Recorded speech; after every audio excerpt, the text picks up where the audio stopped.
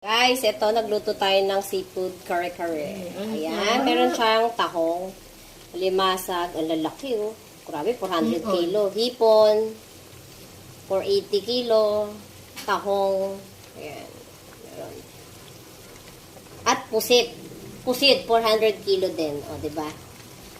So, ayan, meron tayong isang kawalin dahil.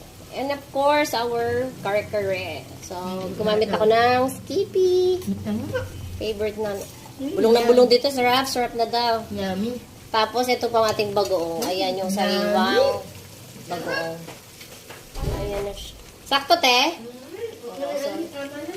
Sarap. Ayan, pinapaano ko lang ng konti yung gulay. Ayan. Pero binlunch ko na yun. Ayan, kain na po tayo. Ang sarap daw ng ating kare-kare. Ayan, oh, grabe. Hipon. Laki, oh.